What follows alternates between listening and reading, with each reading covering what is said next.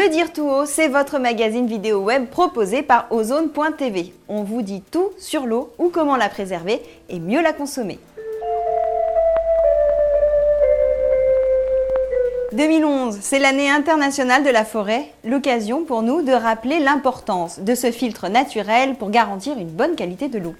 Savez-vous que 13 millions d'hectares de forêt disparaissent tous les ans sur Terre ? Eh bien, au Pérou, pour lutter contre la déforestation, la replantation d'arbres est accompagnée d'un projet de conservation de la forêt vierge. Mais nous verrons cela tout à l'heure. Tout d'abord, je vous rappelle qu'aujourd'hui, comme tous les 22 mars, on fête la Journée mondiale de l'eau. Cette année, le thème de la Journée mondiale est l'eau pour les villes. À l'heure où plus de la moitié de la population mondiale vit en milieu urbain, l'accès à l'eau devient forcément crucial. Et selon l'UNESCO, un citadin sur 4 à l'échelle mondiale n'a pas encore accès aux services d'assainissement de base, ce qui représente un total de 789 millions de personnes. Saviez-vous que les racines des jeunes arbres ont un rôle très important pour absorber l'azote du sol? Non, j'en étais sûre. Mais maintenant, vous savez pourquoi, dans la forêt, autour de la source d'eau de Vittel, il y a une prédominance de jeunes bois. L'objectif de cette gestion spécifique de la forêt est de réduire la quantité de nitrate dans la nappe phréatique et du coup, de protéger la qualité de l'eau qui se retrouve dans les bouteilles. Philippe est chargé d'exploiter la forêt qui recouvre la source d'eau de Vittel, avec un objectif bien précis, préserver les sols.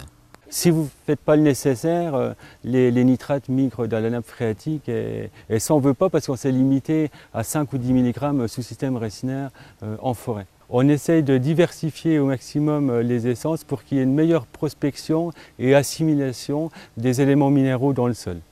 Le martelage permet de repérer les essences qui seront abattues l'année prochaine. Les arbres comme celui-ci, colonisés par des animaux, sont normalement abattus automatiquement. Ici, on en préserve quelques-uns. Oui, des arbres comme ça apportent effectivement un équilibre dans la biodiversité de la forêt, comme je vous l'ai dit tout à l'heure, en accueillant toutes sortes d'animaux inféodés à ces peuplements. Le débardage à cheval permet de déplacer les bois qui se trouvent dans des fossés difficiles d'accès. Donc mon équipe de travail, Olga, une jument ardennaise de 9 ans, et puis Kessie, également une jument ardennaise de 7 ans. Et notre avantage, nous, c'est de ne pas laisser d'empreinte au sol. On voit juste le passage de la grume et de temps en temps une petite trace de pied, mais sans plus, donc il n'y a pas de tassement sur le sol.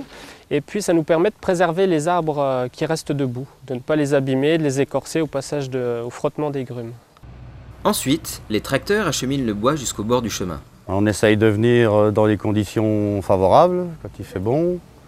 Et on essaye de ne pas trop faire de dégâts, de passer dans les chemins. Pour la préservation des sols, le tassement. Si le sol est trop tassé, les racines elles étouffent dans la terre. Une fois que la terre sèche, ça durcit et les arbres ils dépérissent. Après l'abattage, la nature reprend ses droits et de nouvelles pousses apparaissent. Une régénération naturelle s'instaure. Les sylviculteurs sont alors chargés de faire une sélection pour orienter l'avenir de la forêt en privilégiant les plus belles tiges. C'est un alisier terminal. C'est un arbre qui coûte assez cher. Donc quand on en voit un, on n'hésite pas à le détourer pour travailler à son profit. Quitte à couper un hêtre qui est à côté. Dans cette forêt, la protection de la ressource est la première priorité. Mais la vente du bois est aussi importante car elle permet de financer les travaux d'exploitation forestière. Dans la forêt péruvienne, les terres déforestées dans les années 80 pour accueillir des plantations de coca font aujourd'hui l'objet d'agroforesterie. Entre commerce équitable, projets de replantation et de préservation, une nouvelle économie est en marche au profit des producteurs. Donc nous développons des projets de reforestation et de conservation forestière dans des lieux où il est urgent d'agir, dans des zones qui étaient auparavant par exemple cultivées par la coca, donc qui ont été très fortement déforestées, on replante des arbres. Quand on plante des arbres en consortium avec des cacaoyers ou des caféiers par exemple, on a automatiquement une augmentation des rendements de ces cultures agricoles, une valorisation de la terre, une meilleure préservation des ressources en eau et du microclimat et une meilleure préservation de la biodiversité. Ainsi, sur le long terme, c'est vraiment gagnant-gagnant pour le producteur, pour l'environnement et globalement pour tout le monde. Et il y a aussi des grandes zones de forêt qui, elles, sont menacées de déforestation pour l'exploitation pétrolière, par des migrants ou pour l'exploitation illégale du bois.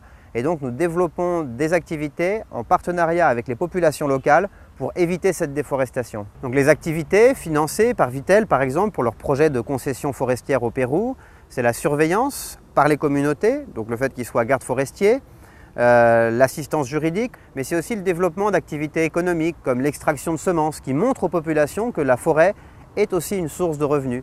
Voilà, je vous le dis tout bas, le dire tout haut, c'est terminé pour aujourd'hui. Mais si vous aussi, vous voulez participer au débat sur les enjeux de l'eau, il suffit de vous connecter sur ozone.tv. À bientôt.